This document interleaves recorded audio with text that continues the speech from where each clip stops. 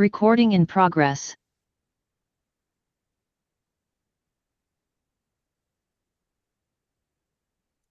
Good afternoon. I'd like to call to order the Council Appointed Officers Committee for June 14th, 2024. Would the clerk please call the roll?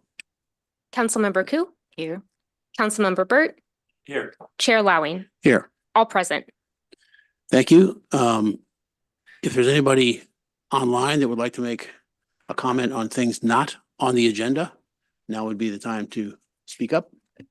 No hands are raised. Okay, and none in the room. And if there are any that would like to make comments on today's agenda online. No request to speak. Okay. Great, thank you. So we're back 2 weeks from our last meeting. At the last meeting, we started out with sort of a amorphous idea of should we do a bit more than we've done in the past? And I think we went from an open whiteboard to some pretty good sort of work plan direction. And now we're back. So I just put together a recap of my notes, which I sent over recently in a document, but I have them here in case you want to see the physical part. And this just kind of recaps where we are and then things that maybe need to be done. And just to breeze through the first part on annual review, I just want to point out that here are the few things we talked about. Should council go into more depth on CAO reviews? Prior ones have seemed a bit rushed in deliberation and in the review discussion with each CAO. Are we evaluating CEOs on all the right things? Often it's against objectives and work plans from the prior year and same for the new year. Should we be looking at longer term goals with 3 to 5 year plans to include items like succession planning, multi-year projects like grid readiness, housing production, or fundamental upcoming shifts? And do CAO goals match with council member accountabilities to residents? Are we giving sufficient clarity to CEOs on what they need to do and comprehensive feedback on pluses and minuses of the previous year? Is the current self-review document the right approach, and do recommended questions to CAOs cover the right areas for both the city council and the CAOs? So I just want to stop there. If you think that I've left anything out from this material from our last discussion, happy to add that. But it also drives then eventually the action items of today. What we need to accomplish is to determine the process on document content to and from the CAOs, set a timeline or begin to set a timeline for at least the city manager, city attorney, and city clerk. Decide if we're going to open up options on consultants or retain MRG. And then I think we want to recommend to the mayor that relative to agenda setting, we need more time for each CAO review. So with that, I'll open it to comments from colleagues. Pat? Okay, thanks. So also as late at places, I finally got the, it's actually our draft updated procedure for board appointed officers from VTA.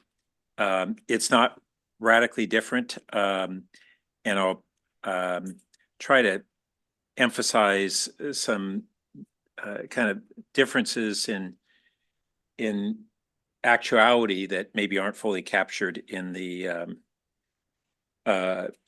actual steps that are delineated. As I think back about the process we had, and I mentioned last meeting that we really went through and had a much more in-depth process than that board had done previously.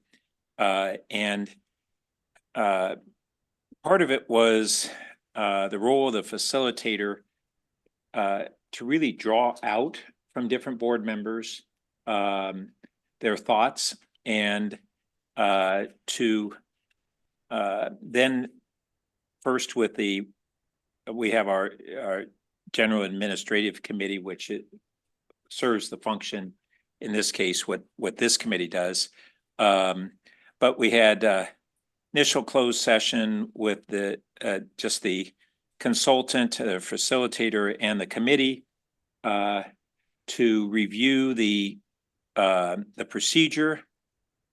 Then another meeting after we received from the board appointed officers their self-assessments. And a lot of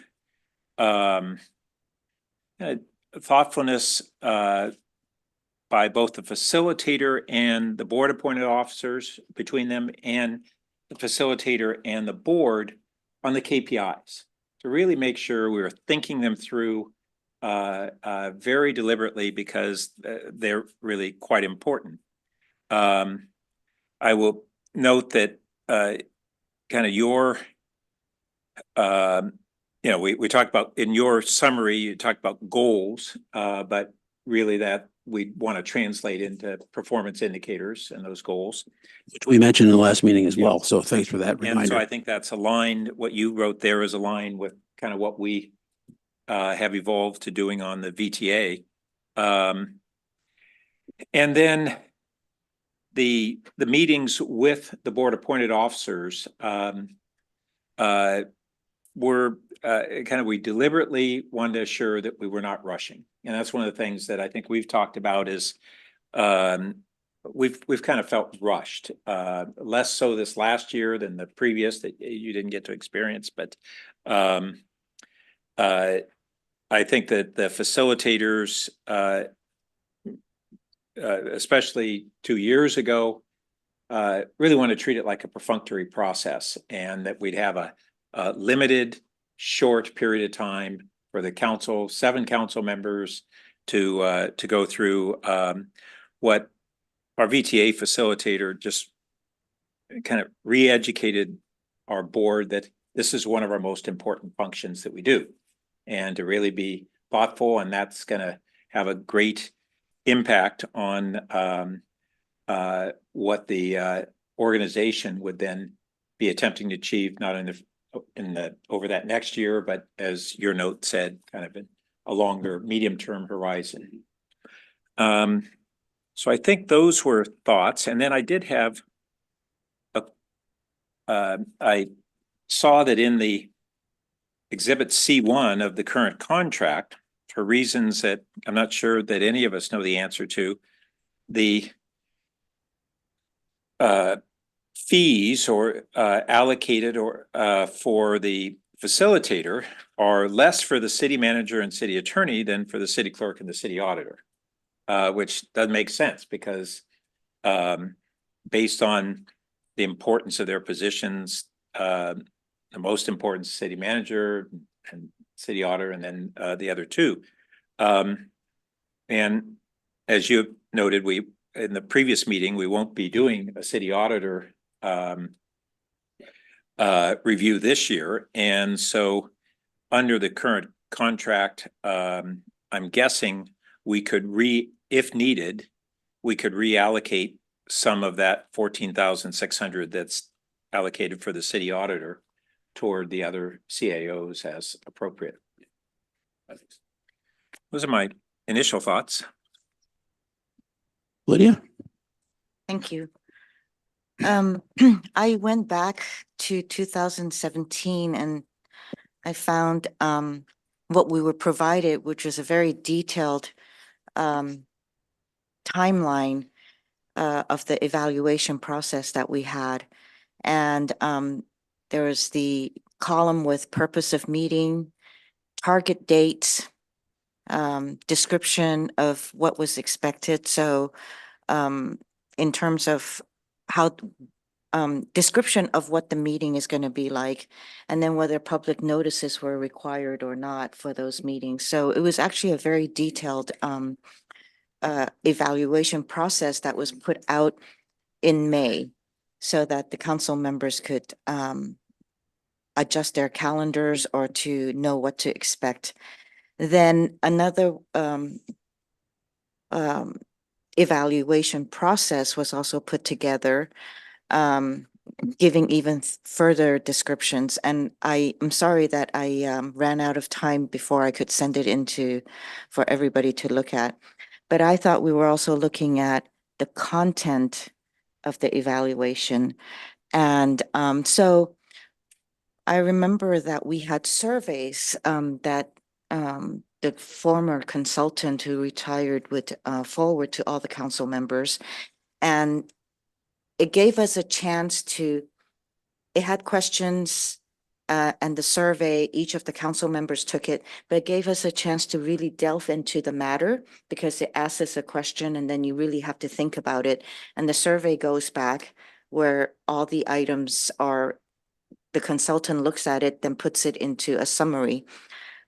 So I think that survey is a really good tool because it causes us to sit down and think about it while we're answering it. And then the consultant used, based on what you said in your survey, would call and have that one-on-one. Even the one-on-one phone call or meeting, it's not rushed.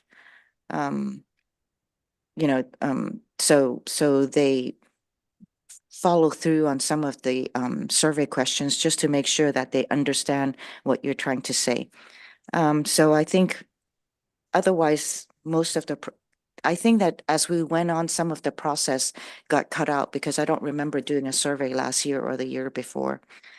Anyway. Not being here in 17, can I just ask a clarification question? Is the survey, what was the content of the survey, and did it just go to the council members? Yes, it Okay. did only go to the council members. And the survey, there's an introduction, then it talks about the rating system on a scale.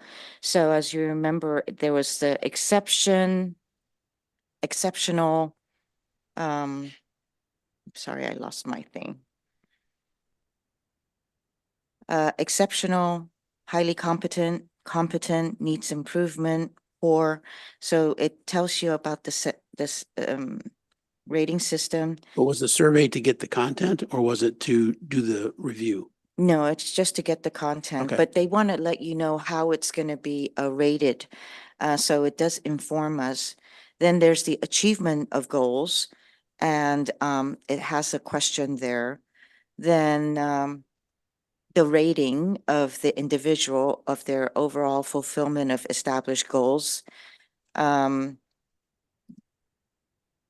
Comments and observation on the individual success accomplishing these established goals, and then suggested goals for that individual during the next year or the year of.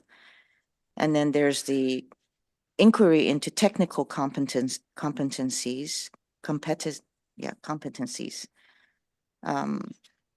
vision, financial management, accountability. Are they results-driven performance? In terms of leading others, how are they at partnering? Decisiveness and consensus-based decision-making. How are they on developing team and individuals? How are they with conflict management? So these were sort of examples, and then council members would say we should ask them this or not, or was this? No, this is actually for council members to answer. Okay. Yeah, it's part of the survey. And so it's a lengthy survey, but then, when you have it in front of you, you actually think and take your time filling it out versus being on the phone, or in the last year, we were mostly on the phone or Zoom, just talking. Well, except that they sent the questions beforehand, some of which sound like what you're talking about, but it was much shorter than what you're talking about. In terms of, I mean, I haven't read that one, but I obviously got the last one last year and I read it again before this meeting. And so some of those questions were Some of them were overlapping, there, yeah. but I think this is from the past, it was a lot more thorough, I thought. And that's something I could also send over. Although these are with answers of specific individuals, which is why I didn't feel that I could Sure. forward on. Sure. So from that experience, are you suggesting as we get to action items here on the other page, it includes coming up with the content. Are you Right. making a suggestion on content or process there? I think in the scope of work, it does talk of a process.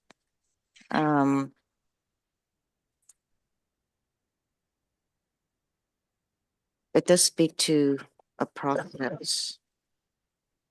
And what I am hoping for is that we could have something that is continued so that we know what to expect, even with new council members, which you have in your notes, so that they get the orientation and they get the full understanding of how evaluations are done. Relative to this year, my first sort of action item there that I noted is we want to figure out the process on document content to and from the CAOs. So the process as it was handed to our consultant this year is as it was last year, where he sends out a questionnaire that we've all looked at to each of us that we answer, which can include some of those questions. And then from that, the next step after that. So are you saying you want more questions or what? Trying to figure out what the takeaway is here. Yes, I really liked what Deborah had done in the previous way that she had done it with the survey. So I think I apologize because I have it here. It's just that you can't see it. And perhaps I could redo it and send it in for review. Well, if I might suggest, we could simply elect to forward that to Dan and request that he include to the extent appropriate this expanded group of questions, and then it still begs the question of, will there be a step at which this committee will want to review the questions he's going to ask before they go to the full council? And if I may interject, Dan is on Zoom and he has his Okay. hand raised, so he might want to speak to this. Great. Good afternoon, committee. Sorry I can't be there. I do have something I believe similar to what Councilmember Koo is talking about. I did not provide it because I was told it hadn't been used in a few years and wasn't being used anymore. But happy to share it with you. The challenge with it for me is it's not necessarily internally consistent. So for example, there's 2 pages of kind of categories: council, manager relationship, leadership and administration, and then it's got kind of bulleted indicators of each of those: community relations, external relations, financial management. And then it's got a separate document that's a rating grid. And that rating grid has categories such as leadership competency, technical competencies, leading others, executive management competencies, and leading change. It was unclear to me, well, number one, I was told you didn't use it anymore, but number two, wasn't clear to me how those 2 documents jived with each other, and how they jived with the questionnaire of questions to you. I mean, we could take any elements of these that you like or want and either build them into the questionnaire, or we could develop a modified rating. If it sort of depends what your goal is. Is your goal to have a numeric scoring, or is your goal to have, certain things discussed and documented and summarized? Well, I think to kind of summarize what I think Pat is saying is that, we would hand you this document, perhaps from Councilmember Koo, as well as what you already have, as well as what you already prepared, and you do it. You tell us what you think is the right mix here and give us something to edit. Is that appropriate? Yeah, I would, yes, I think that's on the right theme. We would want it internally consistent. I'm not very interested in numeric scoring. And I think as to the fact that it hasn't been used, that's part of our concern, is that the process has become more truncated since we had that more extensive process back a number of years ago.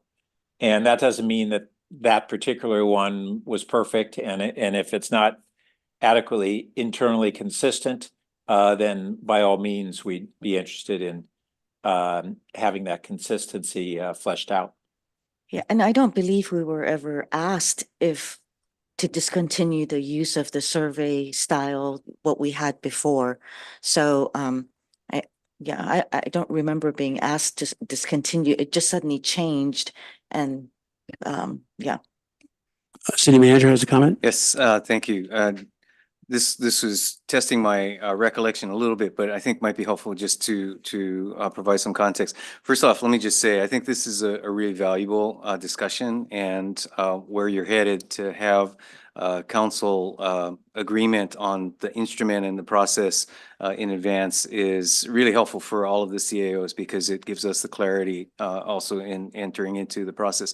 As I recall, in particular, the instrument that was used back in that time frame, this issue of the quantitative scoring was a particular, I think, stumbling block because getting all of the council members' scores was, as I understood, primarily through the timeframe and timeframes that extended during that evaluation, one of the key kind of hurdles.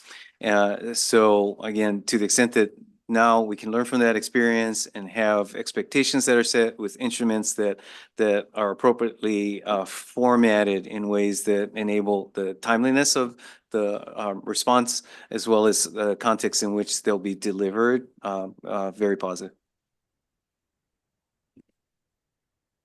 So it sounds like you don't even have to send him that document. Sounds like that's in his file. Thank you. So let's stay with that a minute and see if there's anything at this point. But I want to make sure that what Dan is referring to sounds like, is one and the same, or is it something similar? As to what, wait, Lydia can forward it to Dan and he can just determine that.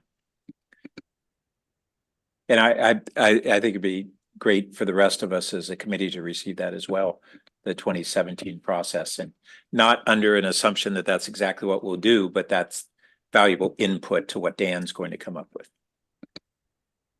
So my question is, do we, at this point, based on the fact that obviously Dan's at this meeting and heard the last meeting and my recap of it, is there any more specificity that we should be giving him on the content? Or is there enough for him to work on to do an edit and a set of suggestions to come back to us on? I think there's enough. We're still going to discuss the steps and procedures separately. Okay, great. Oh, what do you think, Lydia? And are we in agreement that we're not interested in the numerical score? Yeah, we're not. I think what we have is sufficient. Yeah, I don't think we need a numerical score, and I think it actually can interfere. You know, we're trying to see if this is a B person or an A person, and then fitting the verbiage to go with that. I'd rather just skip it.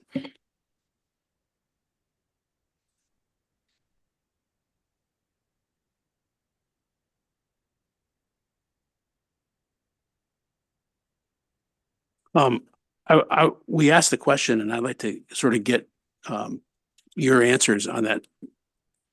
The point I have here, which is, should we incorporate longer term goals with 3 to 5 year plans for longer term? I mean, to me, that just seems quite logical because some of them are longer term by definition.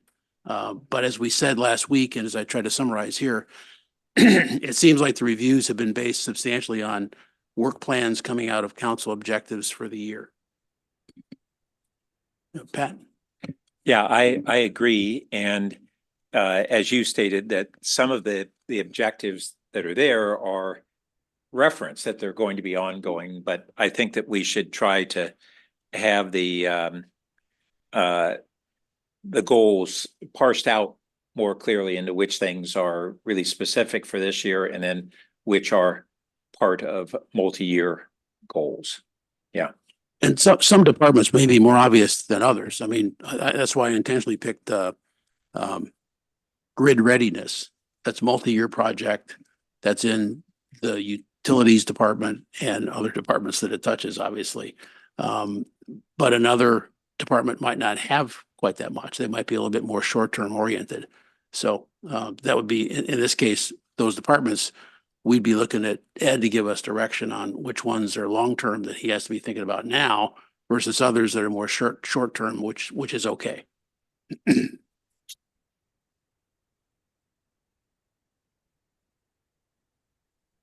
And Lydia, you asked last time, so I definitely wanted to raise this one again. Do the CAO goals match with council member accountability to residents? So you think we're on the right track there? I think that I always had a question because we don't really hear from the residents about what their thoughts are on our CAOs. We don't ask or gather the information. So I'm not quite sure that their concerns or their evaluation is added into. Yeah, maybe, although ex post facto, I think Ed would agree that he hears from the citizens a lot on what his performance is. But Yeah, but so do we, by the way. well, I think it is a valuable step for us with the CAOs to be asking ourselves that question. And that may cause us to reframe some of the goals as we look at it from that angle. You know, to some extent, we all intuitively are operating under that, both the CAOs and ourselves. But that's different from having going through a conscious, deliberate process of asking ourselves, how well do these align? And so I think it should be part of the deliberate step. Yeah, that's why I wanted to raise it again, because I think it's really a wise thing to answer. So I think we have to force CAOs. And with the city manager, we do have a city manager council type of government, right? And so, and if it's a strong city manager government, a lot of times I think our citizens have a lot of input there. And so, I don't know what the process would be. I haven't really thought about that, but certainly it's something that we should draw citizens' input, which is why, Yeah, and of course, although- it's also a representative government because we're elected by them and we are listening to them all the time. So are we? Yeah, I think that's another question. Are we listening? I mean, that's a not fair saying point yes or because we no. might be hearing, but we may not be listening. right. Or Or even explaining or why. assuming that who we talk to represents the citizenry as a whole. Another issue, but And so I guess one question is, I had construed this to mean that we would go through this and ask ourselves whether the CAO goals are aligned with our understanding of what the residents would look for. But I may have just understood Lydia to be asking whether we should do a survey to that effect. Did I understand that right, Lydia? I haven't, I do realize it's going to be difficult to go and talk to the citizens, but definitely a survey is another method that would simplify a lot, the process, getting input from our citizens. The national survey that we do, that's a big indicator. That's right. Yet we don't really use it as a evaluation tool for the CAOs, correct? Maybe that should be incorporated as one of the inputs, right? Yeah. So I think for us to have our own understandings of what the resident goals are, and sometimes residents, we have a representative form of government because they're electing us to have a deeper understanding of issues. Right. And so we're not always going to have that complete alignment because when we have that depth of understanding, it can result in a different set of objectives, not entirely different, but some differences. But I do think that the National Citizen Survey would be a valuable input for us to look at and see if it helps inform what we would do in goal setting. I'd put that as one of the input documents.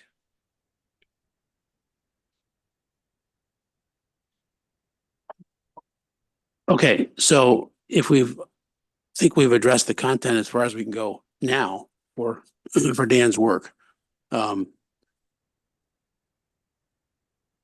about the process for this iterating, coming back to either the chair or the CAO committee or ultimately the council? Before we leave that, can I ask Dan one question? Sure, go ahead. So Dan, do you have any, from your experience, any thoughts on particularly this last discussion of how do we as a council try to be more deliberate in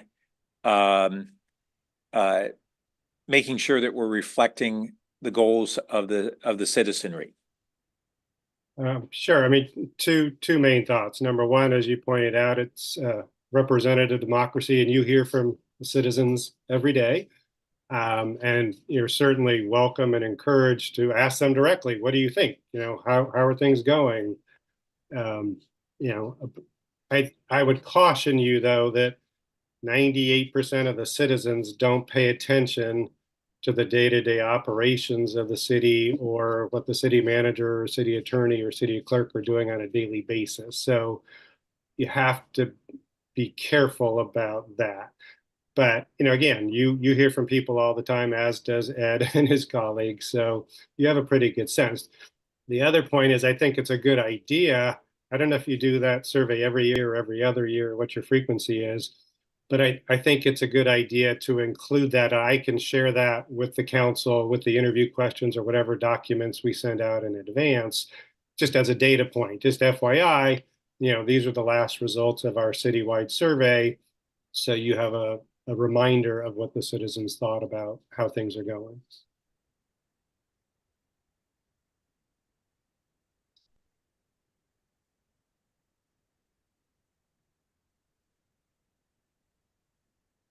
If I could comment as well, Chair. Please do. The one item is it sounds like we've got some clarity on a next step of Dan then taking a cut at the process and format going forward. The issue of the longer term plans, I'll tell you that for the city manager in particular, and I think to a certain extent others, but probably most relevant for my position, there's always a balancing point or a trade-off of to what extent to include departmental specific issues, because quite frankly, that can become very voluminous in terms of what are included in my performance evaluation versus what might arguably be reflective of the organization as a whole. So I would just suggest that that may be an area that some additional clarity could be helpful, because again, in recent years, I personally have strived to try to reduce the volume of the material that I provide, but would be happy to adjust in whatever manner meets the needs of the council.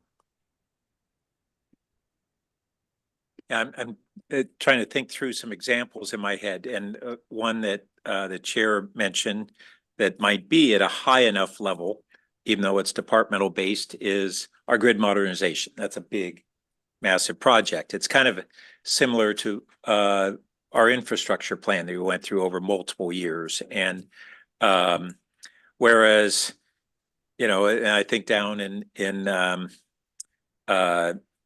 recent important issue is bathrooms in parks. I don't know that we get down that far, even though it's on that list. Yeah, and so I don't know that we can provide clear lines, but I agree that we want to try to strike that balance of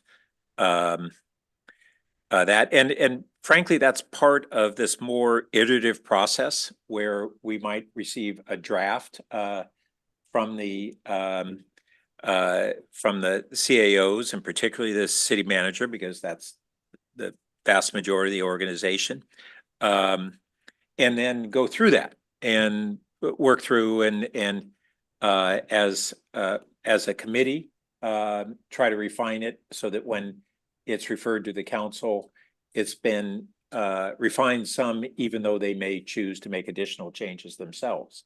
And I think in recent years, this committee hasn't really gone through a lot of the process of helping prepare things for the council. We don't want to get in a position of attempting to decide things in terms of the outcomes, the appraisal on behalf of the council, but we do want to frame things in a way that tees it up well for them to have the depth and some thoughtfulness going into the full council discussion. Well, I see Dan has his hand up. I would like to comment on that. I think the question, again, certainly at council's discretion, the approach of having CAO committee, and I'll just use this as a placeholder, to review my evaluation prior to it going to the full council, it would be an unprecedented, in my experience, approach. So I think that's something that would certainly bear some discussion with the council to ensure comfort with how that process would work. Yeah, just on this sort of strategic multi-year view, probably almost everything under your jurisdiction goes more than 1 year, or mostly, call it 90%. We don't always want them to. That's also correct. Believe me, that's also correct. But what I was trying to get to was the things that we don't just want your department managers losing sleep about. We also want you to be looking at that. And so some, huge deals like grid, that's something that you have to be concerned about and make sure that that long-term periscope is up and direction is in place. That's the kind of differentiation that I making in terms of writing that down. Understood. And quite frankly, grid is in and of itself something of a subset of sustainability, which might I would certainly expect would apply in that level of visibility, housing, economic development, and a number of key areas actually largely tracking with your council priorities. So if that were the framing for where the longer term, in addition to the organizational issues, were the focus, I think that's very manageable. Dan? Yeah, I was just going to suggest it might be helpful if we spend some time going over the draft questions to the CAOs for their self-evaluations. So I think, it's important that you all be comfortable with those and add to whatever is on this list. Absolutely. But that will then direct, Ed and his colleagues to what to put in it. And if you want more emphasis on longer term trends, then we can be more explicit on that, or vice versa. The other thing I would just say, that kind of the talk about the grid and whatnot, presumably at the end of this process, whether, let's say hypothetically, Ed doesn't mention the grid in his self-evaluation, at the end of the day, when you have your closed session, if the consensus of the council is, we want you, Mr. City Manager, to focus on the grid for the next 3 to 5 years, then that's your right and responsibility to make that clear, so he has clarity of what your goals are. So hopefully when we end this process, he has very clear direction on what his both short-term and potentially long-term goals are.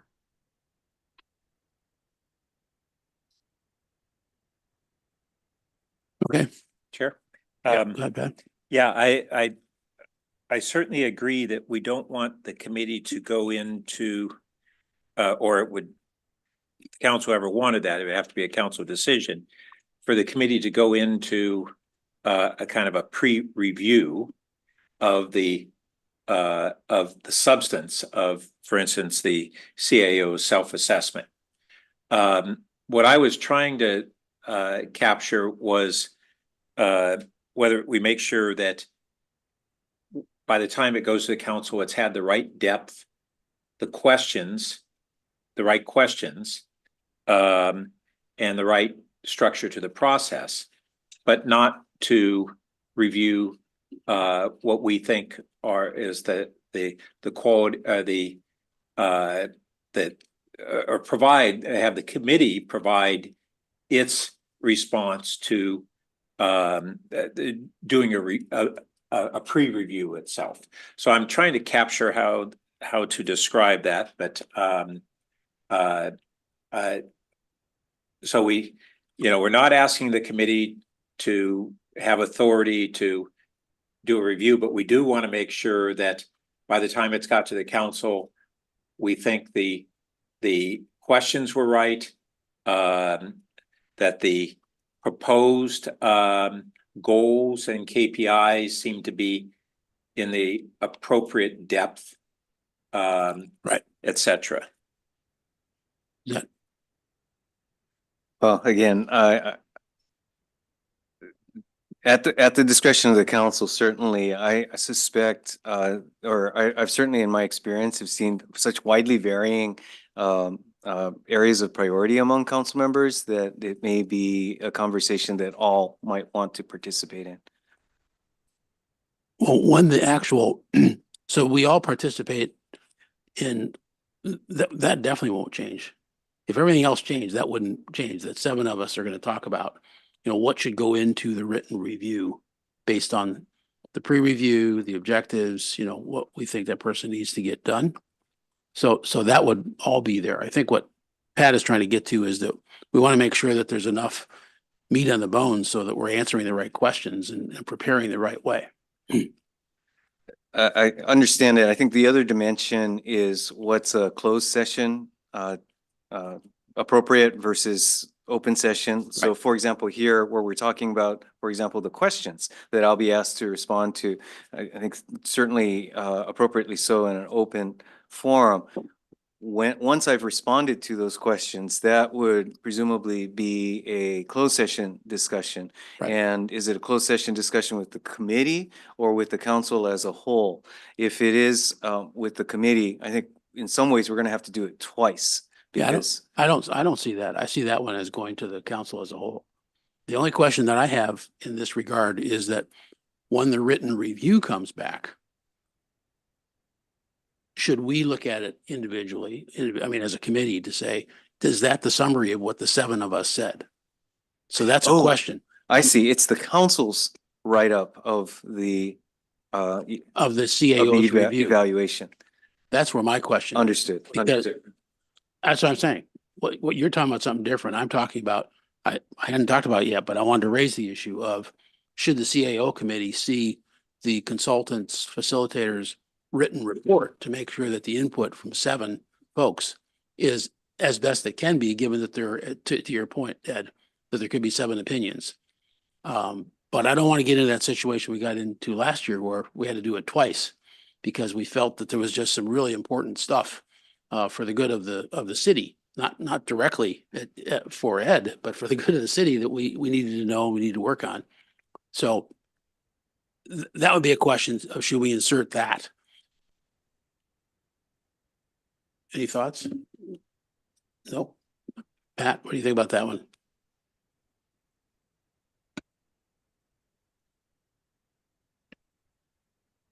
Dan has his hand raised. Oh, great.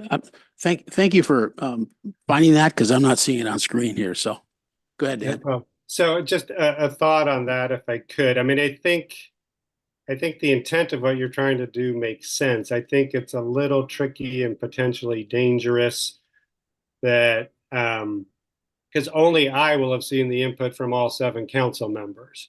And my job is to summarize that. And, as Ed has indicated, and as you all know, there's 7 different opinions or more on everything. So, my job is to summarize those, get the themes, and then, where there's consensus and where there may be minority but strong feelings to be noted. But my point is, if I bring back a draft report to the 3 of you, unless I share all of my notes or written questionnaires and responses with you, you don't really know what the other 4 colleagues have said. So you don't really know if I've captured the 7 of you. To me, that's why it's most important that you and then ultimately the full council signs off on what we want the appointees to put into their self-evaluations and get that right. And then as well as the questions that I ask you individually. And if those are right, then, you have to trust that I've summarized it Yeah, adequately. yeah, but that's exactly what didn't happen last year. So 7 people gave input that was all of us thought was very specific, and it didn't get into the written review. And so then when we saw the final written review that had already been given, we said, well, that's not adequate. And Chair, I think you're referring to not just 7 individual inputs, but a consensus that didn't get in. The 7 of us sitting around a table with a couple of items Consensus, that were yes. pretty much 7-0. Yeah. We didn't take so- a vote, but So I think Dan might actually be talking about a different step and touch point from what you're talking about.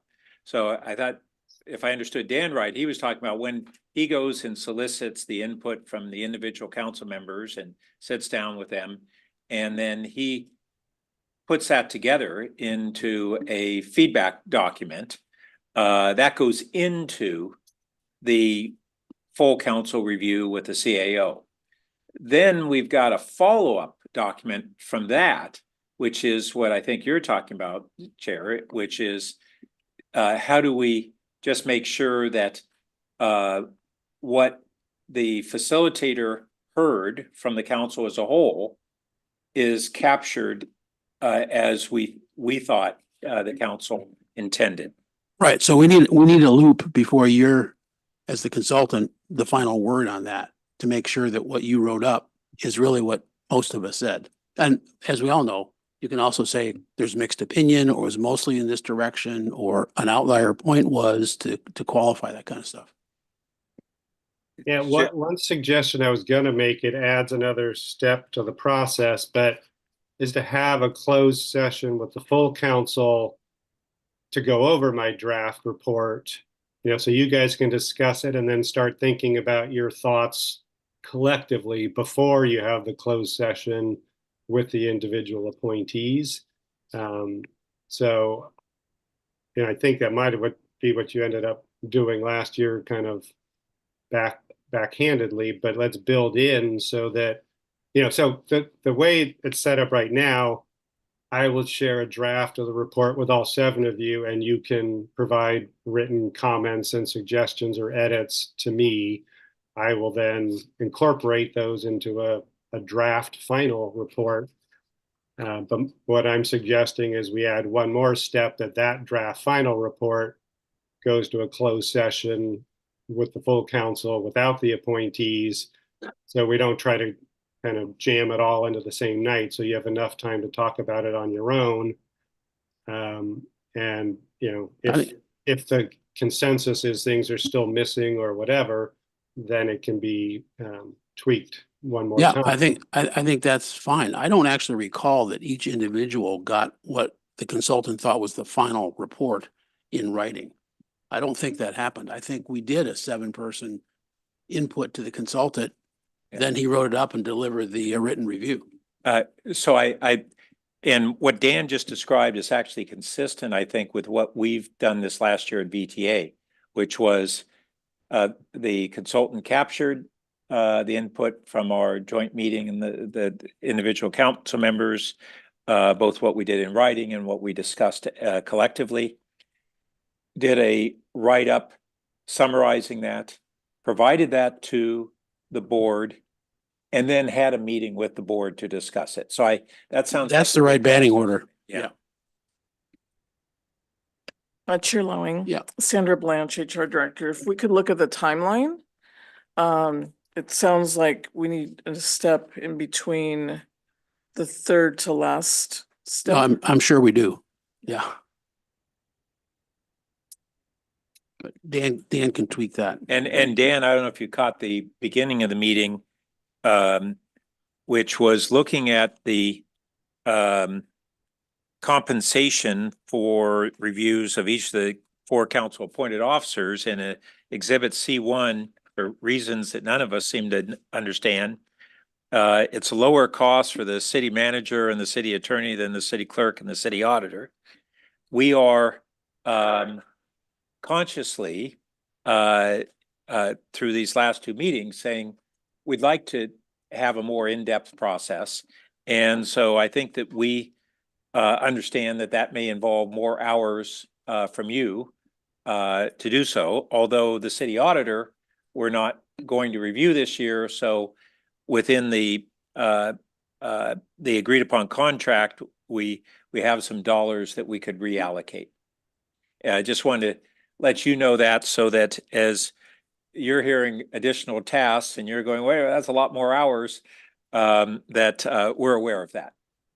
Yeah, no, thanks. I recall the discussion last time with the assistant city manager. I'm not an employee of MRG. I can't speak for them or the contract terms or why they say what they say.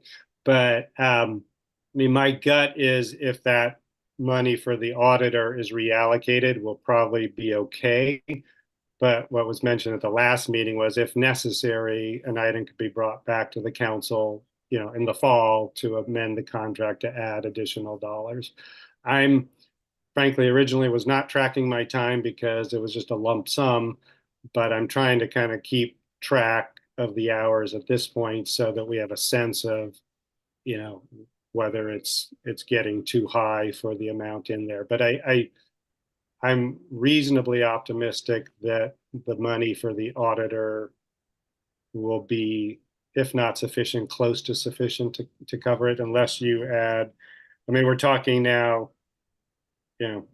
longer interviews and probably one additional closed session, but I don't think we're fundamentally changing the process or extending too many additional steps. So I think it's doable. So we actually may be at the point of talking about timelines.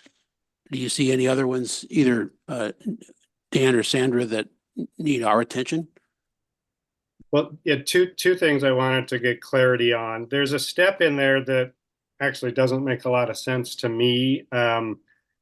It's the step after the little chart for the interviews, and it says Dan and CAOs debrief on mayor and council and get red line edits from the CAOs.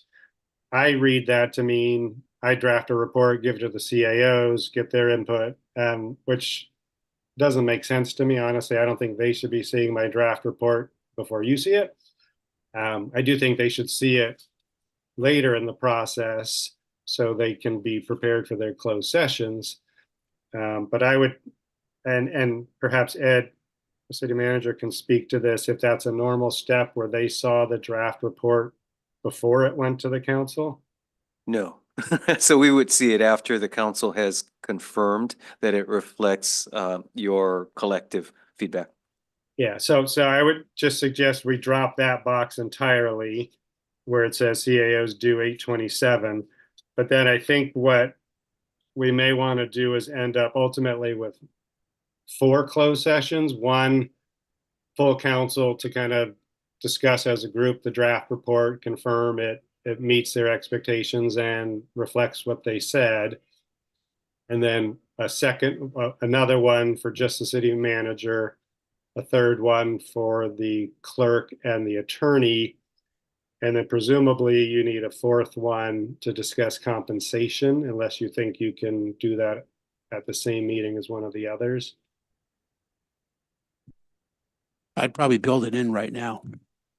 To If we, have yeah, four. I would build it in that way. And if we decide we can pull it, we can pull it.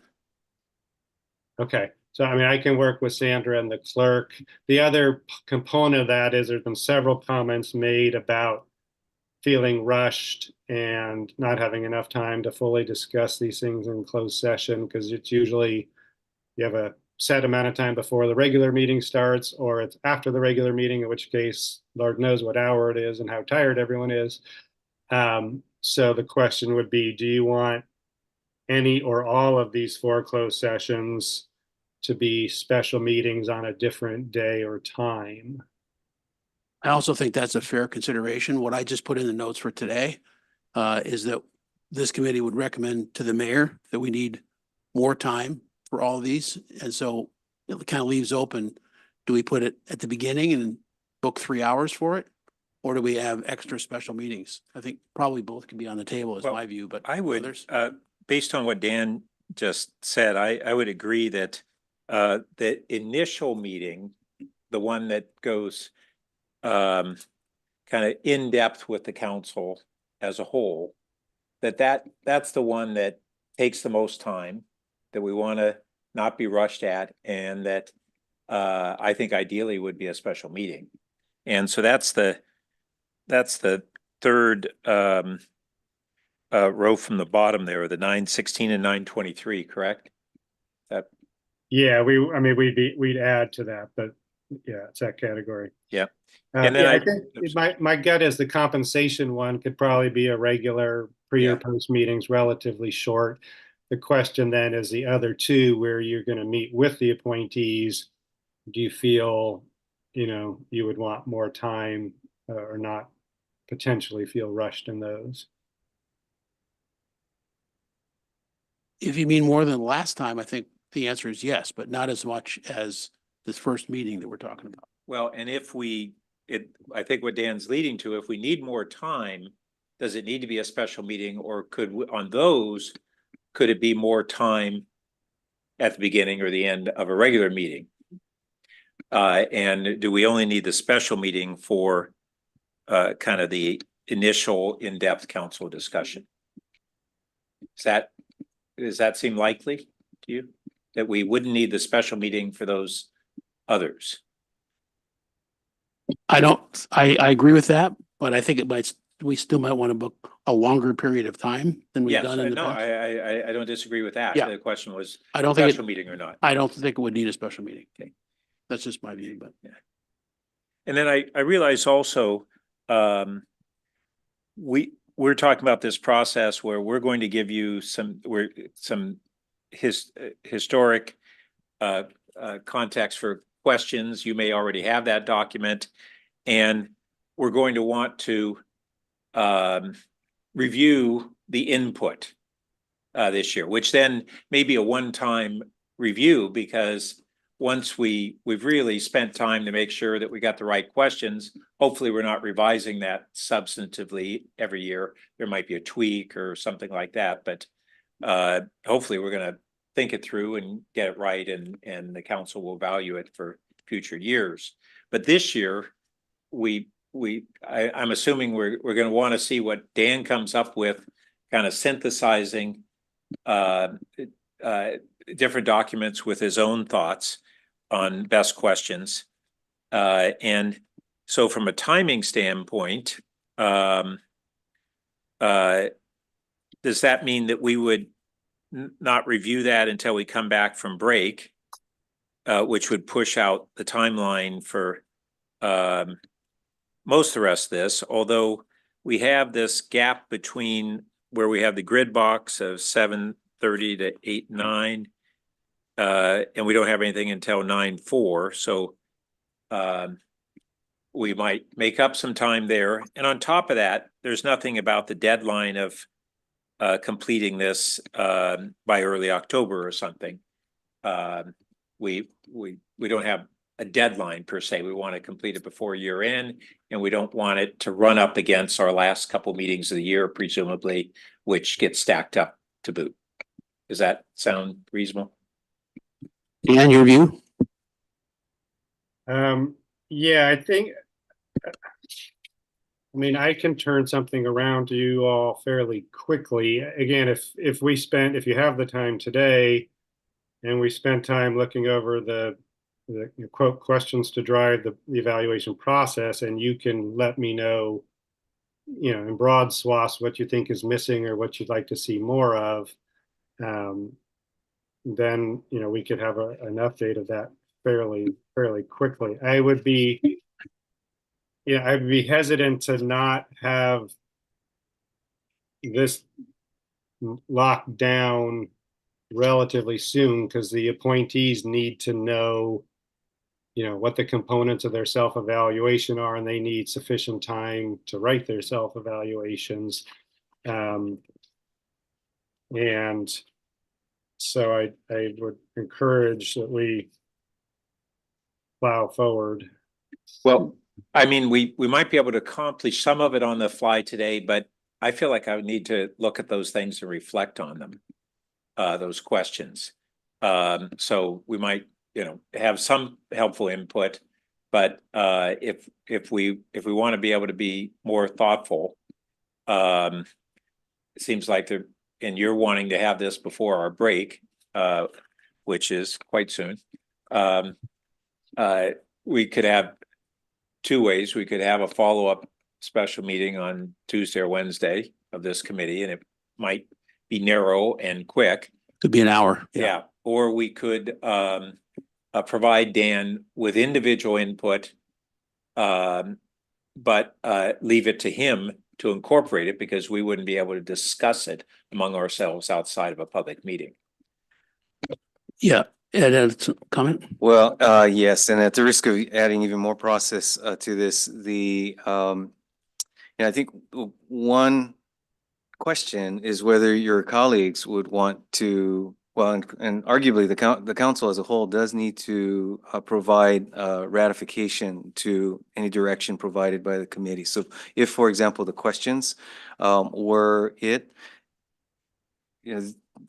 again, I don't want to suggest rushing, but if the committee were comfortable with the questions today in whatever form is revised, we could put it on the consent agenda for next Tuesday. And so if the council agrees to it, great. Then that gives the CAOs the clarity to prepare our self-evaluations, and then the schedule can proceed accordingly. Otherwise, if the committee has not finalized the questions, arguably till either later this month, or the council as a whole can't confirm that direction, then potentially our self-evaluations won't be done until August, and then At your the review. At the last meeting, Molly was here, as was Kylie, and I think we're coming up to the point that the process is going to be relatively the same, and we're just trying to make it a bit more rigorous. We've never, to my knowledge, had the council approve the questions. Right. That's never been the case. I think that's always been the case. The Council specific, can we dig up that? Because I don't recall that. Well, to be frank, I don't think we've had questions from the that have been used as the basis for the evaluations in prior years. As Molly pointed out at your last meeting, for the CAOs, it's been kind of our best guess at what to put in the content of our self-evaluation. So the That's questions self-evaluation, but the council members did get questions. we're talking about different questions. I'm referring to the last page of your packet, attachment C, that are the questions for the CAOs to Okay, complete. so And yeah, I we have believe two that's what- sets of questions. We have questions of council members. Right.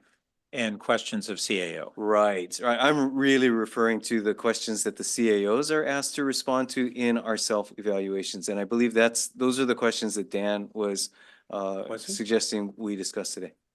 Which questions were you referring to, Dan? The questions to the council members to solicit or elicit their input, or the questions of the CAOs for their self-evaluation?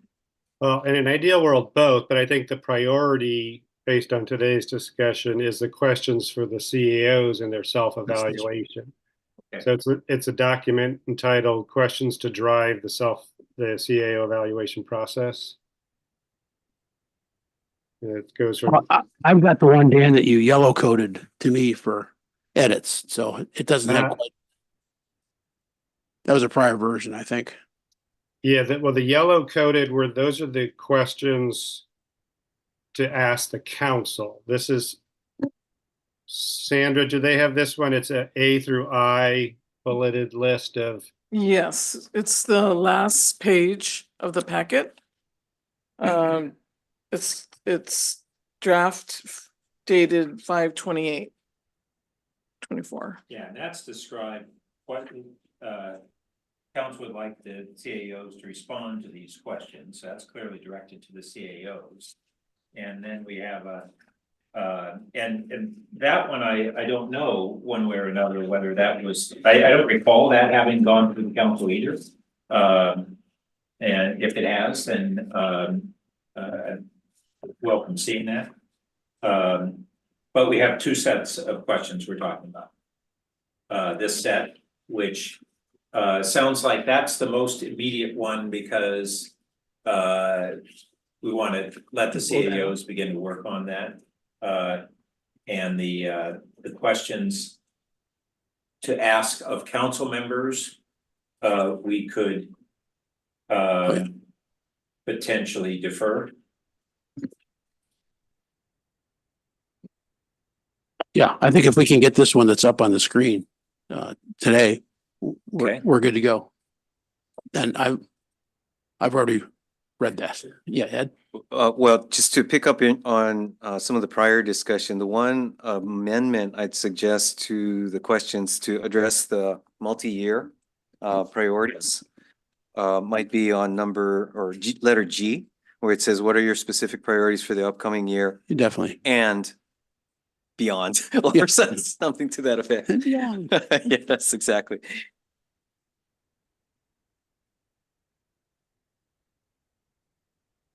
Yeah, But when definitely. you mention priorities, this is beyond not only beyond the number of years, but also beyond the council identified priorities.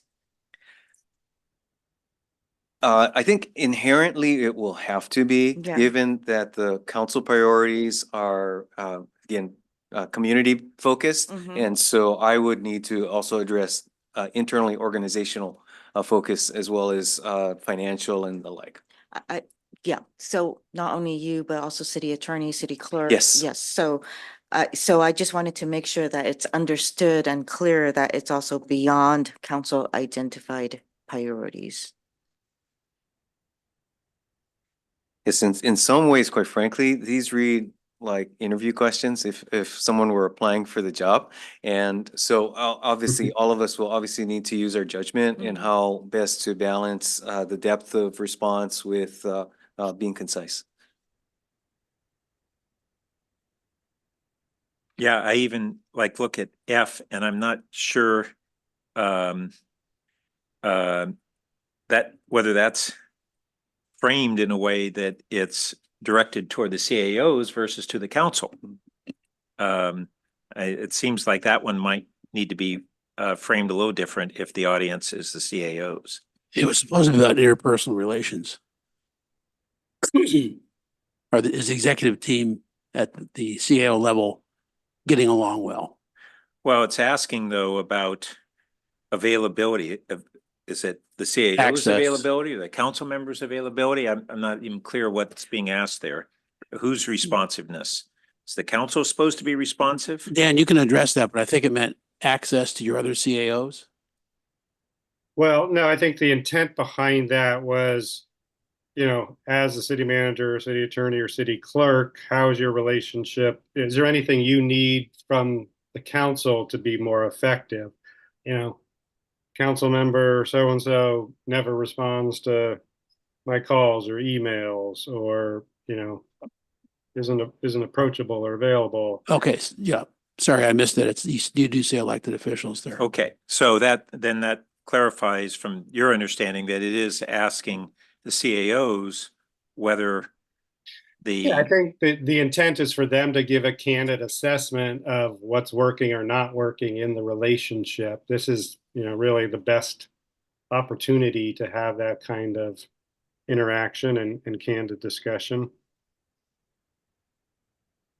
But I mean, it's totally up to you. We don't have to include that at all. no, I think conceptually it's good. It might just need some wordsmithing to provide better clarity. But I now that I understand that that is the intention, I think that's worthwhile to be there.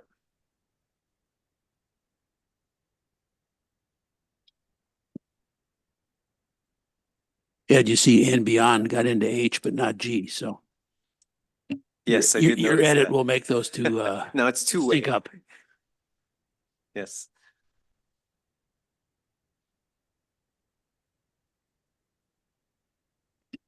Is it usual for item number C, is it usual just to get your direct reports? How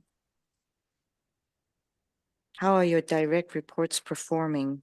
Is it only the direct reports, or does it go further into the employee pool? Well, from my perspective, it should be limited to direct reports. I mean, that's who are accountable to him. If the city manager isn't happy with something lower in the organization, he deals with that through the department head. So I think the intent is to focus on, you know, how's the senior team working. Perhaps in combination with the prior question, which speaks to areas of concern or vulnerability. And again, I would see those in tandem with B, again, these general areas of concern, which would be organization wide, and then C is specific to direct reports. And in the past, we've been kind of, I think from the proper role of the council has been to focus on department performance rather than having, say, the city manager speak to us about performance of individuals. Whereas this seems to focus on the individuals heading the department and reflecting the department's performance, but not the department so much. So I'm not sure whether we should refine that to focus on department performance with an understanding that in each department, it's the department head that has the accountability for that. And this was one of the areas I think last year we were interested in getting more feedback on, which then I did want to ask as Ejkata just pointed out, how that relates to the previous questions, areas of vulnerability. Are these two questions really part of one and the same, or is there a difference between these? And I don't know whether Dan has a sense of a difference between the two, B and C. Yeah, I mean, they're similar. I think, you know, I mean, B is really focusing on concerns or problems, vulnerabilities, whereas C is more, you know, to your point, how's the department performing? I think you're right. It's probably better to be department performance versus direct reports specifically. But I think, you know, it's, if you look at the, for example, part productivity, morale, collaboration, to me, that's different than areas of vulnerability, which is, you know, is more projects or problems. And a risk assessment. Right. Is B more oriented on kind of risk assessment I would read and it that way. anticipation?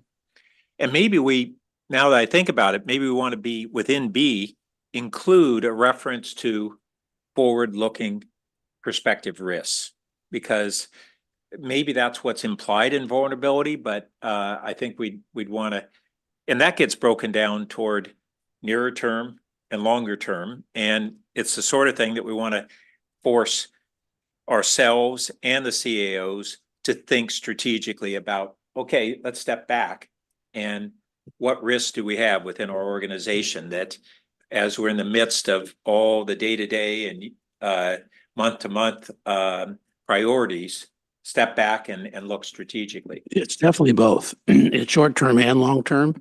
And you're exactly right. We don't want the CAO to say, yeah, we're good this year. You know, because as we know, particularly with staffing decisions, it takes longer than that. So. Yeah. If I may, if the committee would like to make changes to A through I can pull them up and make the changes live so you can see that. Okay. Yeah, and I think we're kind of getting closer to that. So maybe first a talk through and then try to turn that into language changes. Under D, no, I'm sorry, E, just is really, once again, probably a clearer wording. We say paying attention to, but I think a little more concretely of once again, that national, regional, state, national issues that the city, the CAO believes are important for the council to be aware of and considering in strategic planning and near and long term. Is that the gist of what that's trying to capture? Like, Yeah, I think so. let's look up, let's not look down. Mhm. And when we need to engage, let's engage, not just kind of look at it and read about it, but let's get involved. Yeah, I mean, I think it's more than just what they think you should be aware of. It's, what do we need to be worried about or thinking about or acting on that's out there in the greater universe. Yep. Okay. I think that captures the ones that I'd like to tweak. And Dan, I don't know if you have perspective language to reflect what we have just said, or we should try to struggle through that ourselves. Christine just took a shot at it. Oh, did she? Okay, we got one of them. I do, She's hearing us. I do think Okay. I missed some of your earlier comments though, so if you wouldn't mind Yeah. repeating when we get to those, that would be amazing. Thank you. Yeah, if we want to go back up to B, it was more about risk assessment and forward looking, both near and long term. So we get those concepts in there.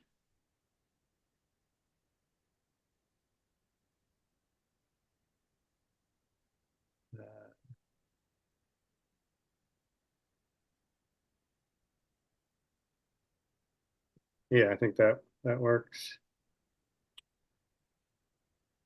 And then on C, we were going to change it to be more about department performance versus direct reports.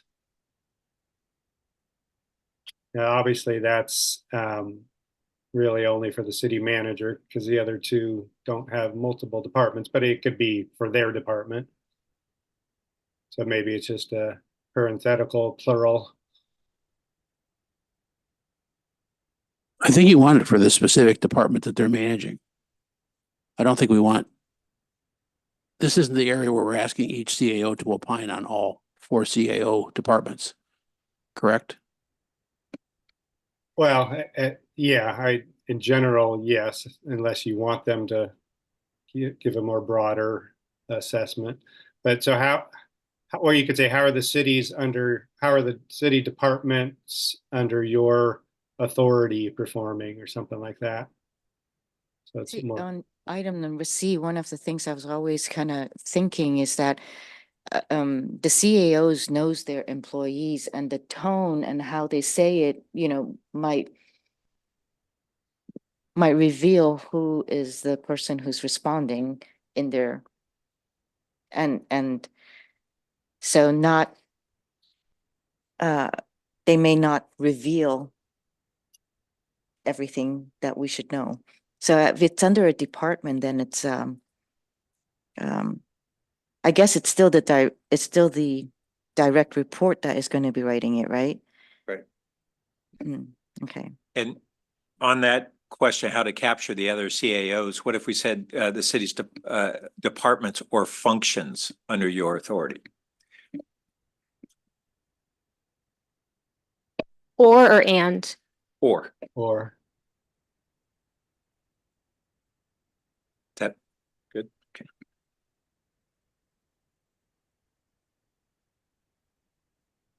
are those, for examples, are those the kinds of things you're interested in, or are there others you'd want to add to that or change that list? I thought you mentioned changing F.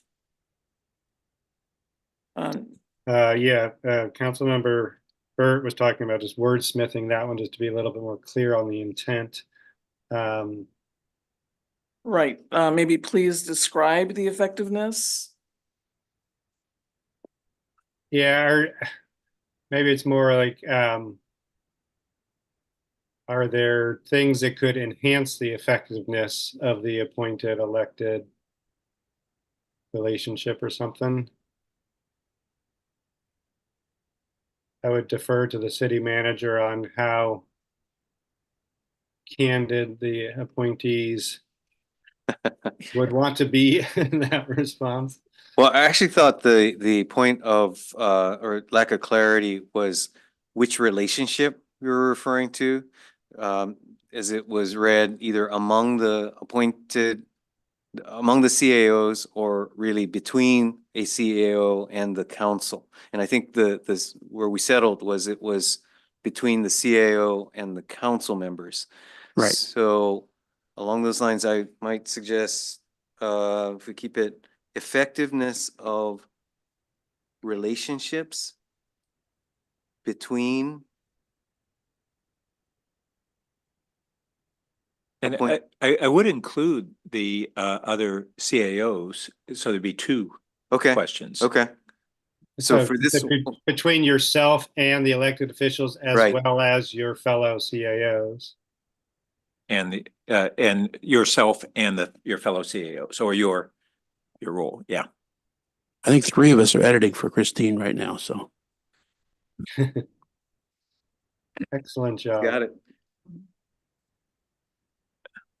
And then on, let's see, G, yeah, and beyond. I think there was a comment for G also that you wanted it to focus both internally and community focused.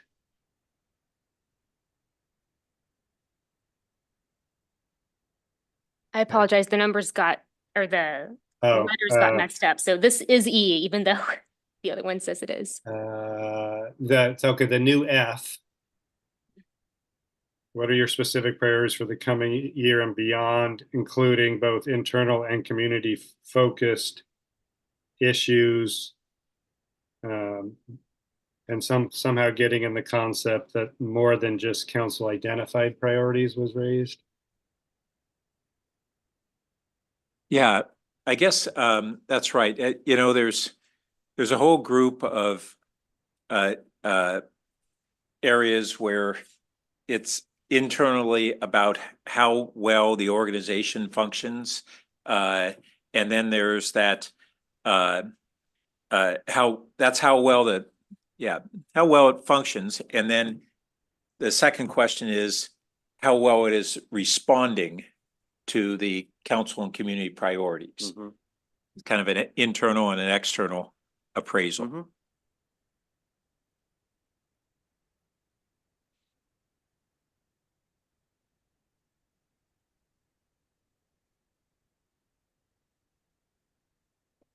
I'll play with the formatting later on when we're not in committee. I apologize. It never wants to do it when you need to. Yeah, just on the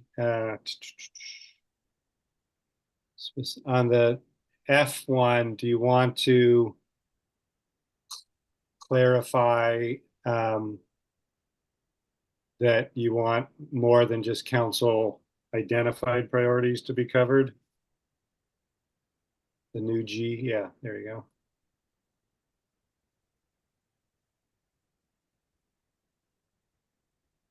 Yeah, we could, as imprecise as this is, we could describe it as council establish priorities and community priorities. But then that last part goes into what's really kind of open to the everybody's sense of what those are. But as we recognize, we put our council priorities, say 4 of them, and those are the things of particular focus. Mhm. They're not the only priorities of the community, Right. and we've had this discussion about whether we have these enduring values and things like that that hopefully capture the community priorities in a broader Right. sense. And we adopted them, right? Yes. So maybe I don't know if we feel comfortable with referring to those 2 things, and that captures the spectrum of priorities Mhm. we're trying to look at, the enduring values, which are broad statements, but they do attempt to capture a lot of ongoing values that don't change from year to year and are community values. I'm kind of, the language of what just went away, community focused issues is kind of fuzzy to me. And in some sense, we shouldn't be working on it if it's not a community focused issue. So I don't know what is not a community focused issue. And that's where we've actually, as a council, taken official action on these enduring values. Mhm. And that could be interjected here in addition to the council annual priorities that have been adopted. And that, even though that's kind of a somewhat open-ended, but this inherently is open-ended. I think we can actually capture that in a fairly straightforward way. Christine, if after council identified priorities, you could add really after priorities and values. I'll know what that means, and we've got documentation. Okay, is anybody gonna help me out on community-focused issues? Right. I mean, to me. If it's that okay makes for all of this- you, that's I fine. don't I think we just, need it. to me, it's fuzzy. I think we've added, by adding the values, which are referring to the council adopted enduring values, that in a broad sense has captured it. So we don't need the wording. I don't think so. If I may, Vice Mayor Lowing, does community-driven issues versus community-focused help at all? No, I don't think so. I mean, to me, it's just internal or sort of operational, organizational things that the city manager or attorney need to think about. We've got, retention issues, we've got whatever that are really, community doesn't really care about that. It's behind the curtain sort of stuff. So that's how I see the difference versus community focused or the direct service provision. kinds of- Right, but the CAO and the council knows it includes both of those. And to your point, this is kind of an internal document, so. Yeah, I mean, whatever makes sense to you all. I mean, it's important. Well, we say internal, I mean, we're really talking operational. Is that a better descriptor? No, I think the internal part is pretty clear. It's the Okay. community focus that may be, I think to the vice mayor's point, could be interpreted as too open-ended. I think, again, practically, I'll respond to this as the other CAOs will with our best framing as we see those community focused issues. And then through the process of review and discussion, we'll hear from the council if you think we got it right. Well, so we have two things that we have officially adopted by the whole council. It's the annual priorities and the values. Does that capture enough, or does there need to be anything else if Well- we simply did that? Yeah. Well, I suspect that what Councilmember Koo pointed out when she asked, she brought up the issue of do these align with the community's priorities? It may be what we would consider more of the one-off issues, and things that are not within the council priorities, but are nonetheless high visibility issues. And maybe those are more immediate over the coming year, or something that's come up that wasn't captured in the priority setting or the enduring values. Exactly. Got it. So, so maybe we list, I think that's there then, in the community focus. Right. okay. But if we want to include in that the council adopted values, then we maybe want to allude to that, because that, It's in there, the last word. oh, beyond council identify, I see. Okay. Okay, fine.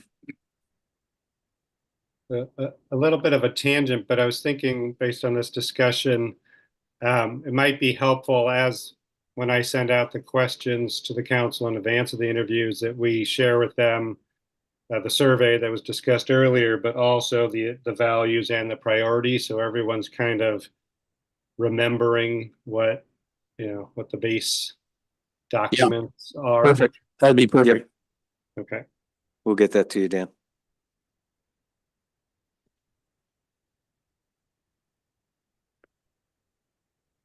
Okay. Does this updated document work for you all in terms of what we're going to ask them to submit? I just want to note that A, B, and C were hidden just because the screen wasn't big enough. So now they're up there in case there are changes to that are needed.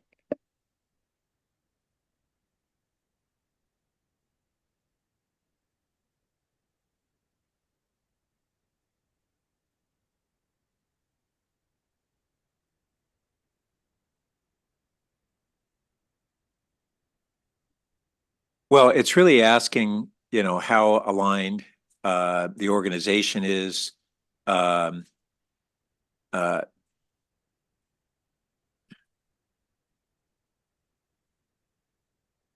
well, no, that's good. Two really distinct questions. The first one is assessment of the overall organization. Maybe we then just go, the next one becomes B. Because, or is that looking at the organization's, oh, I see. It kind of, I'm trying to follow the flow of those two sentences and the multiple clauses in the second one. So one thing is asking assessment of the broadly of the state of the organization. And then within that, it sounds like it's asking, and how aligned is the organization's ability to meet council priorities? But it's backward focused question. It's what are your strengths and achievements in the last fiscal year? So it's retrospective, which may be part of what we want to answer, but it's more about a going forward that we probably are more interested in this high level alignment between the state of the organization and the council priorities and values.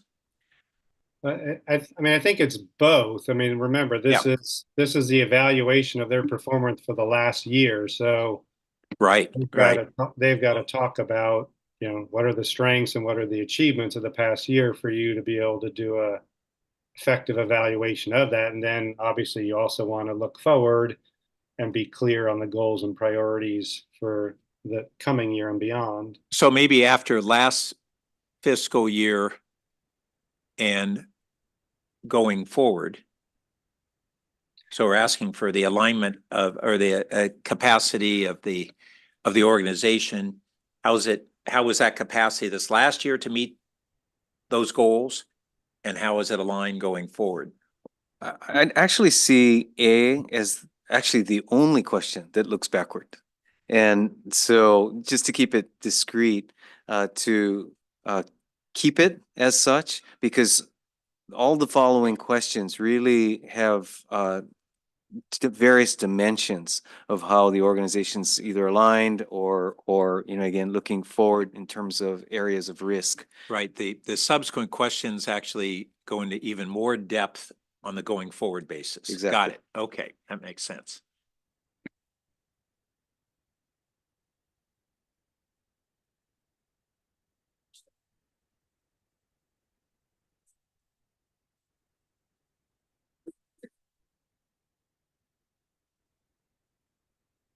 Well, quite frankly, I think it's clear as it is.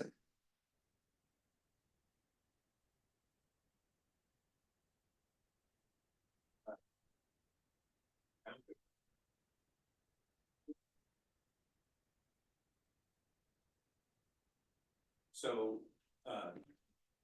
even regardless of whether this has gone to the council in the past, which I don't recollect it, but maybe it was always on a consent and. We've actually, to my knowledge, never had questions that were posed to the CAO as a means of drafting. That's what the I was evaluation. recalling Right. earlier, yeah. So again, this is an innovation in and of itself to give us that clarity. So I really appreciate it. So the question then is, do we want council consent on this, or is it within the purview of the CAO committee?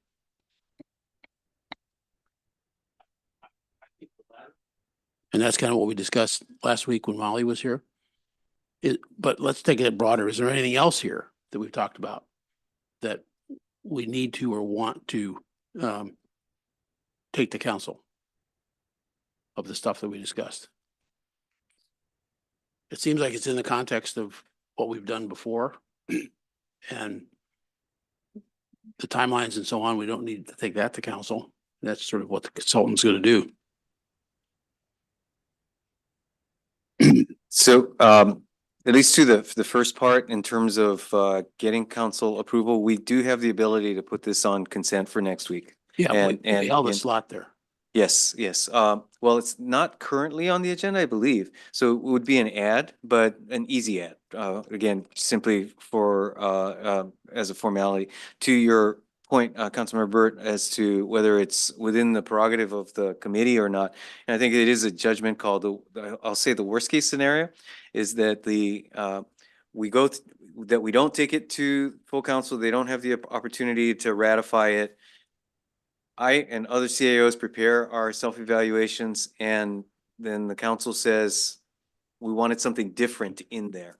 So that is a bit of a risk, but again, a judgment call. So under that consideration, I'm asked myself, okay, would any of this be potentially contentious? First question, I don't think so. It's, there's nothing. And is it adequately broad? I think it's clearer and broader than, at least clearer than it has been in the past, and maybe a bit broader.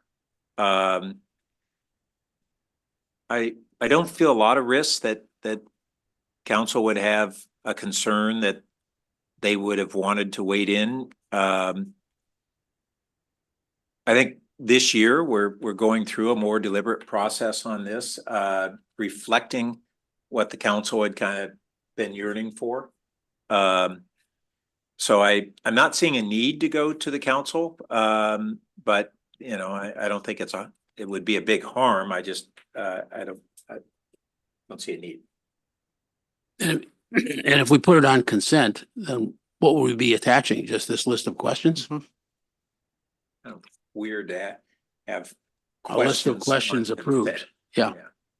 Well, so the Instead of specific, review questions. exactly, it would be council concurrence with the CAO's recommended questions, or for the committee's recommended questions to be posed to the CAOs in their self-evaluations. And I would suggest you also include kind of the timeline and process chart. So they know, when the interviews are going to be roughly, when the closed sessions would be, that you want to have a special closed session for that first one, etc. So I can update that chart and get that back to you to attach if you'd like. Molly also said at the last meeting that we could attach an informational That's report. exactly what I was just realizing. Yeah. Yeah. And that's the other way to keep the council in the loop without having to go through an approval process of wordsmithing questions, which seems a little weird. But we could have an informational item, which would include the timeline once that's flushed out. And it's just reporting out of the committee on an informational. That was actually the next word I was going to use, which is I can also just give a committee report, kind of a readout of the things we talked about, and here's the process. So there's no document that necessarily has to be prepared for the. And would that be under council member comments? Yeah. That sounds good. Keep them in the loop and let them know that an informational item will be coming, and you can give them a little bit of an update on the initial timeline to at least the first steps. We don't have to go through the whole timeline, but kind of get ready for step one. Right. But Dan, that means I need something Monday or Tuesday. Sure. Yeah, and when you say something, it's just the updated timeline because you have the questions now, right? They were just cleaned up. Yeah. Sure. Yeah, I can get that to you over the weekend. Great. I just want to clarify. So now it's an informational report for Tuesday's agenda. well, It's gonna be a council member readout. Readout. for the So CAO. the other, Written report. We don't have urgency. I'm only saying because if you read out, then they're not going to grasp all the questions just by listening, right? We weren't going to go through all the questions in the readout, right? Yeah. That would be in the future informational item.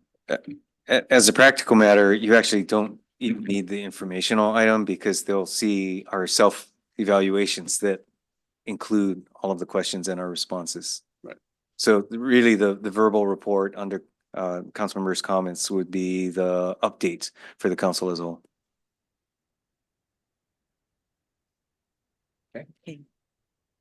And we're just to be sure, so these questions here, they're not going to know about it. The rest of our colleagues are not going to know about it.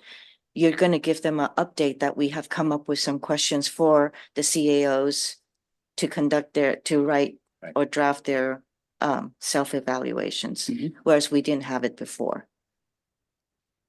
Okay. And I guess later on, when the informational report goes out, there's certainly room for them to provide edits for next year's evaluation, right? And they'll have that one-on-one with Dan and they could give any input at that time. And Dan, if when you do the one-on-ones, if you could just kind of open-ended, ask them whether they're good, any thoughts, maybe toward the end of it, any thoughts for the future, any questions that should either be added or framed differently. Sure. And also, I think Councilmember Koo had a good suggestion at the last meeting that there's sort of a debrief at the end of the process on what worked or what you would change for next year. So maybe, this committee comes back together one final time after it all to provide any postmortem. Sounds great. Yep. And then you'll see the other thing I put on here, under the term of council understanding of their role. I really thought that the committee and primarily Councilmember Koo came up with this idea of, we really need to educate new council members. And as Councilmember Burt said, we're sort of self-taught.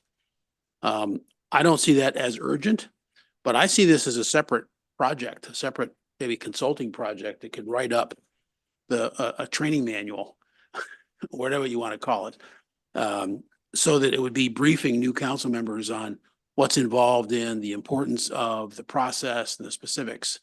And as I say, that is probably a 25 deliverable, but I don't think we should lose it. I think we should really have it here, and it would be really valuable getting new folks up to speed in 25 and beyond. Well, and it sounds like maybe that could be in that same wrap-up meeting with the CAO committee, kind of reflecting on what happened and then taking that and turning it into A new project. yeah.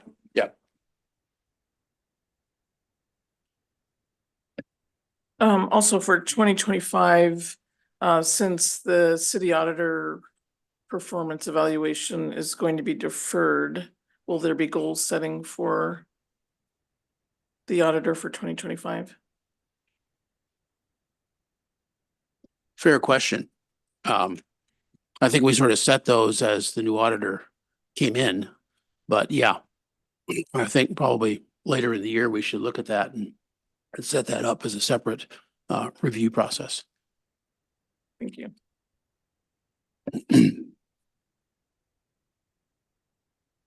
And just this as one of the kind of onboarding functions for new council members, as well as what we'd come up with, as a future onboarding. And it would serve also as a document for council members that are existing, just to refresh themselves. It does bring up something that maybe it falls within what we have here, but for us to be talk about what onboarding should be happening for new council members and new boards and commissioners. It's something that we haven't reflected on enough, and maybe that can just be looked at within these questions, but it's something that I realized we as an organization, I don't think have that structured approach. We just went through this at the VTA level. Not only had we been going through it ourselves, but it has been the subject of a civil grand jury audit and a state auditor on how well we're doing that. And we within the city haven't got slammed for that, but it's still something that we aren't very deliberate about.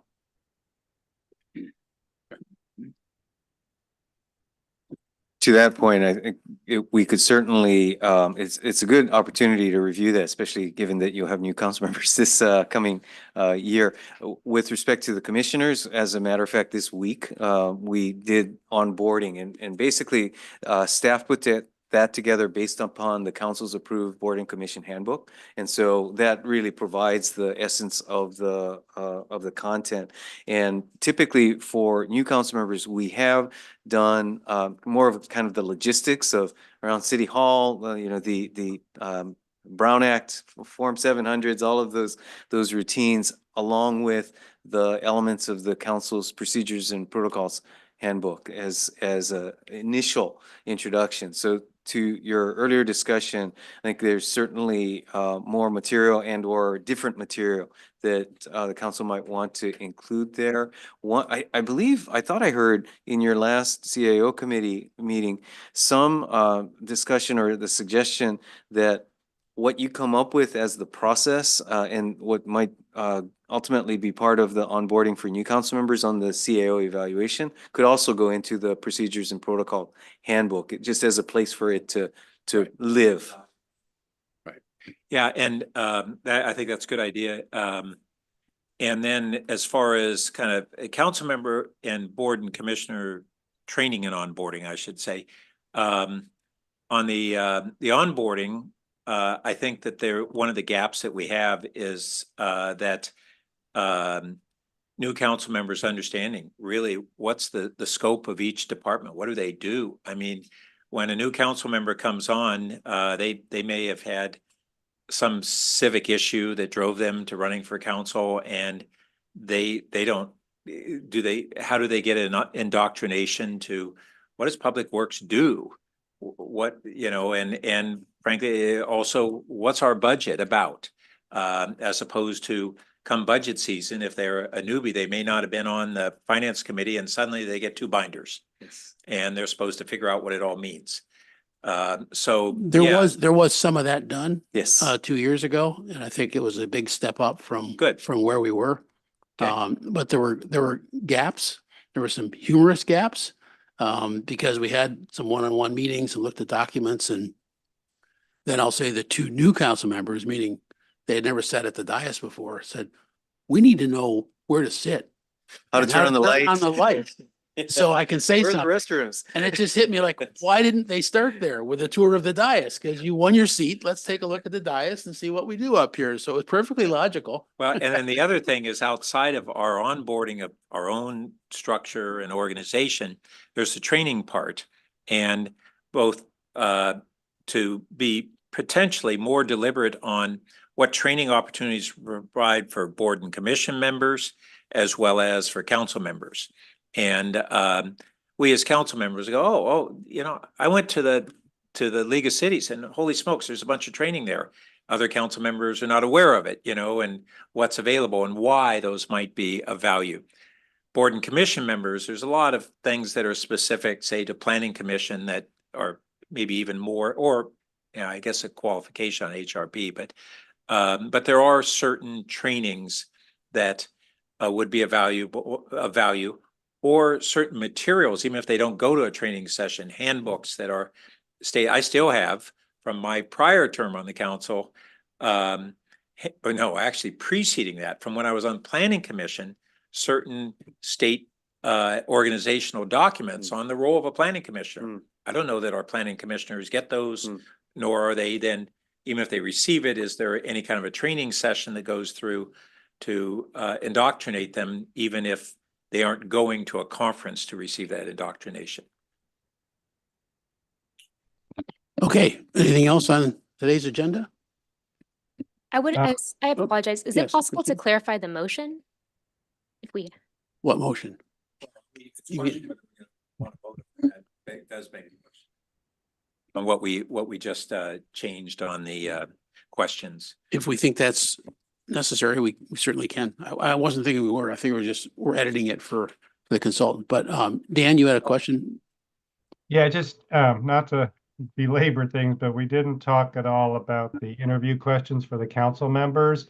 My suggestion would be that I just work directly with the vice mayor as the chair of the committee to kind of refine those. And in particular, we look at the document that council member Koo referenced from several years ago, and to see if there's any of the material on that would be appropriate to incorporate into those questions. I don't think they need to be shared with the council in advance, but just I want to make sure that this committee is comfortable with the questions I'm asking the council. Well, the one addition I would make is to, once you've received those from Councilmember Koo and done your revised draft, to then return that to us individually as committee members.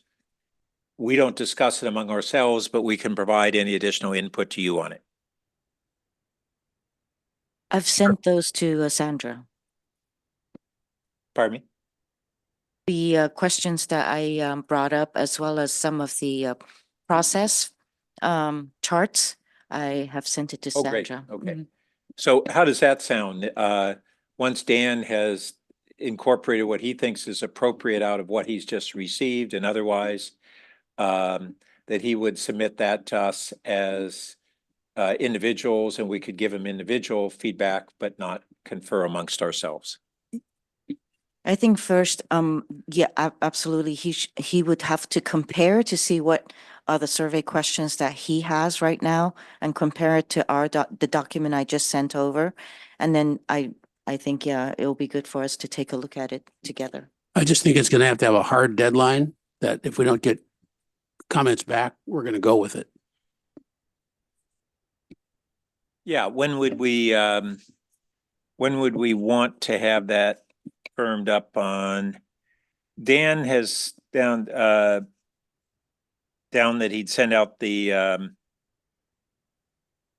So, yeah, I mean, I can turn it around relatively quickly. I don't technically, we're hoping to do all the interviews between July 30th and August 9th.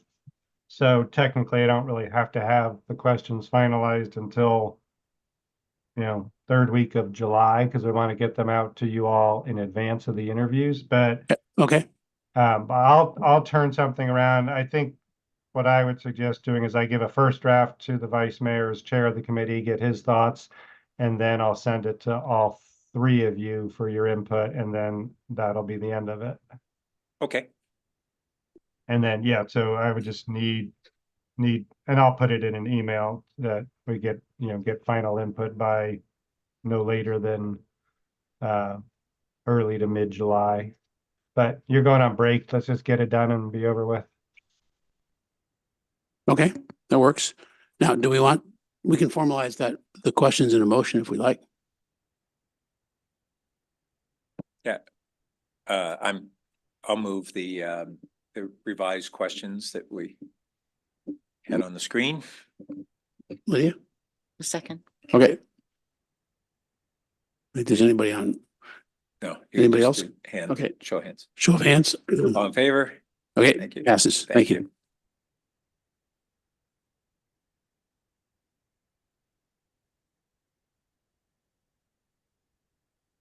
So thanks for all the efforts and an extra ad hoc meeting today. So we stand adjourned. Thank you.